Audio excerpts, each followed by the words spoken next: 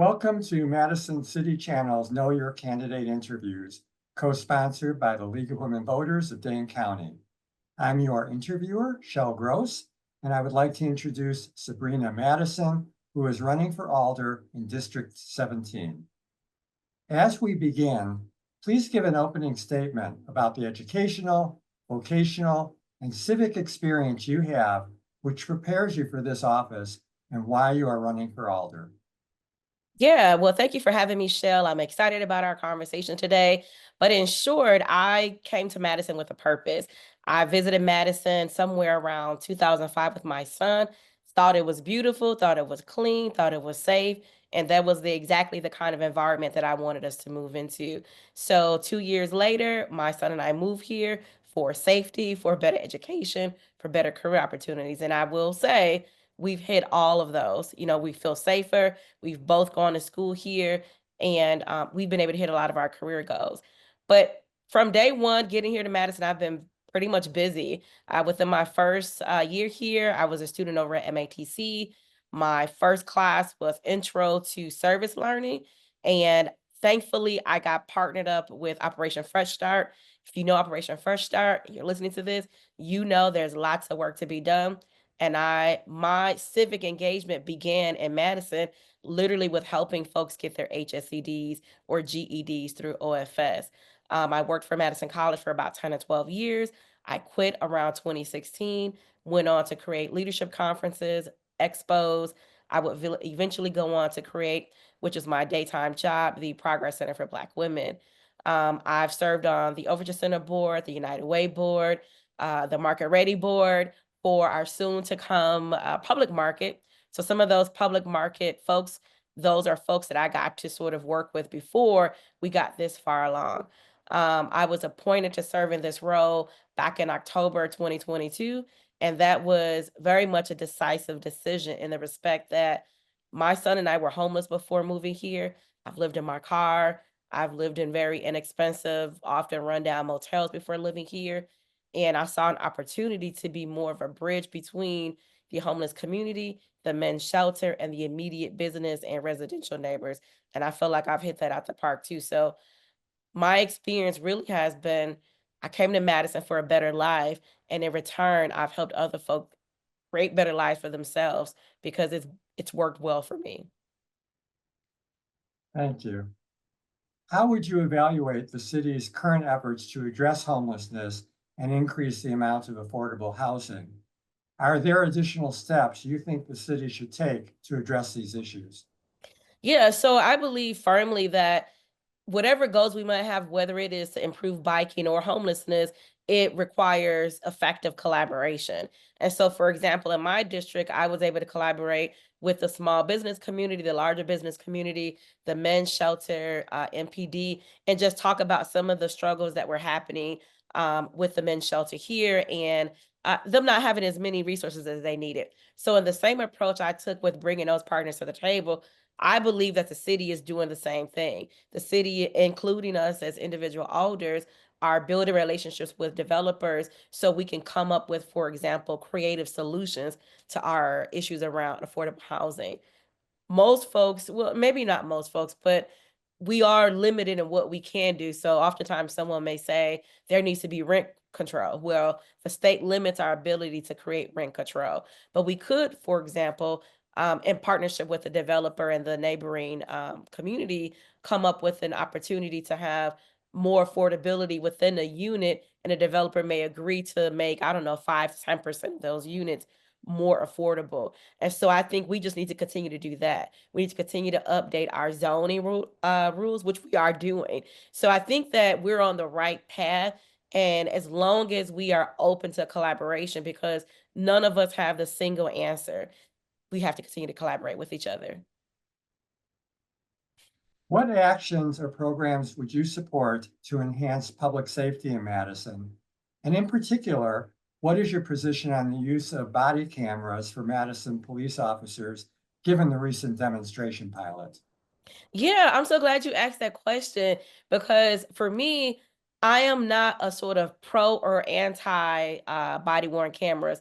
I am a pro, like, how do we use body worn cameras as part of a tool in a greater toolbox, right? So I'm not a fan of anyone positioning the cameras as the sole answer to fighting, crime or police crimes committed by police against the general public. I hope and I see them as a tool. This is part of preventing officers from creating any crimes on the public.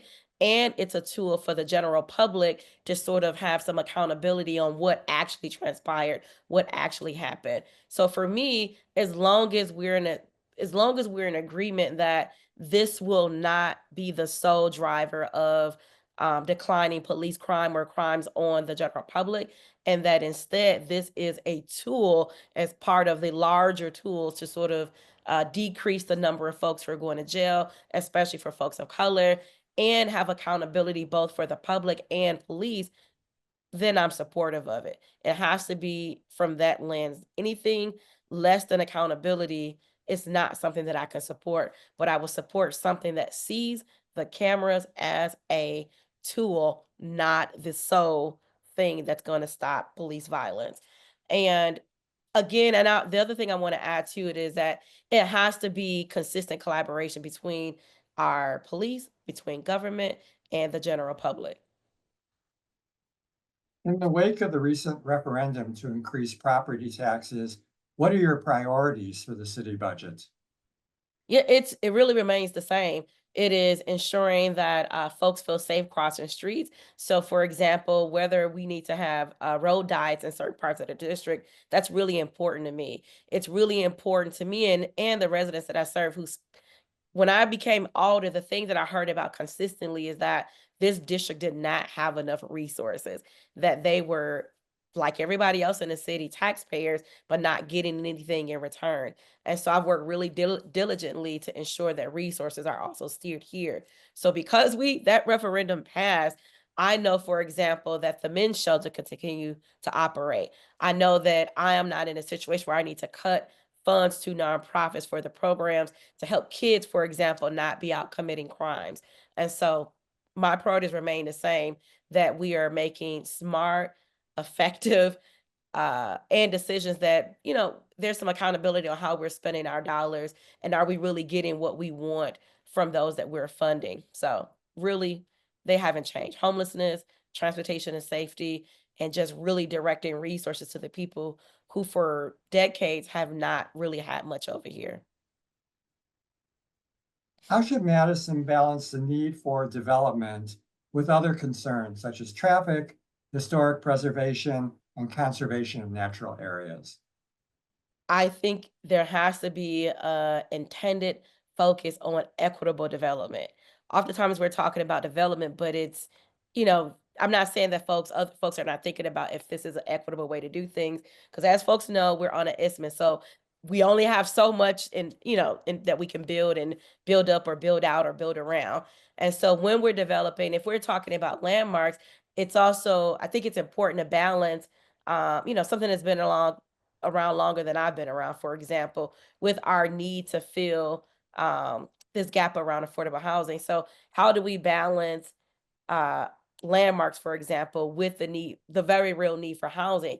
And again, I think it comes down to the willingness between developers and the willingness between the city and the immediate neighbors to come up with a solution that makes everybody happy.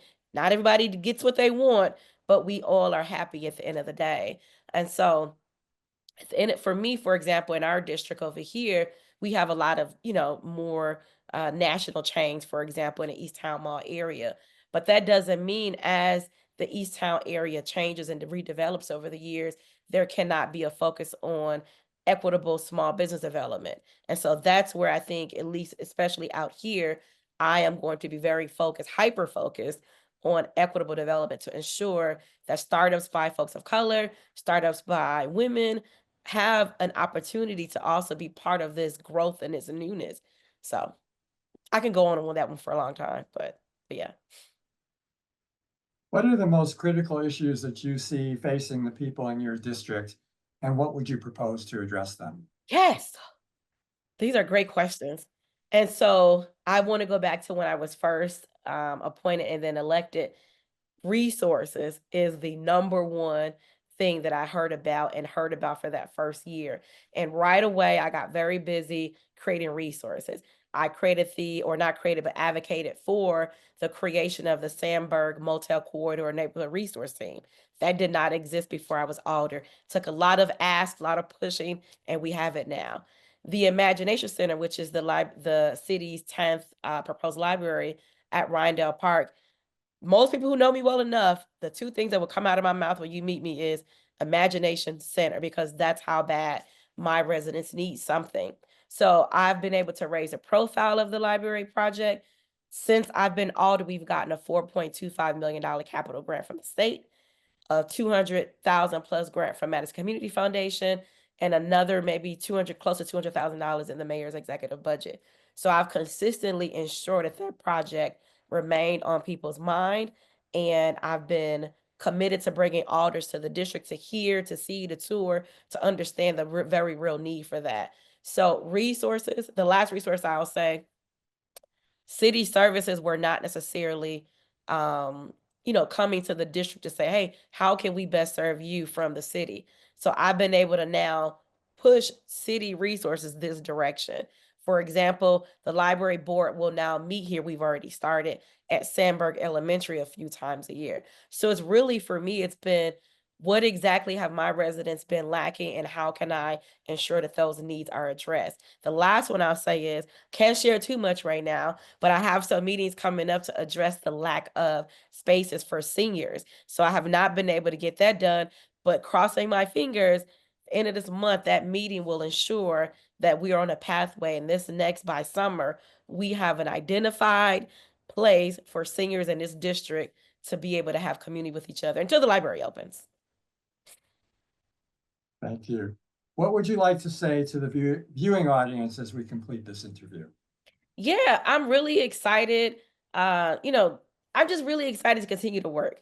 I am very much a process oriented person. I'm a community builder. I've done that in all the work that I've done. And whereas some people, they may tell you they're going to do something, I'm the person that does it. And I'm not only doing it, like, I am excited about it.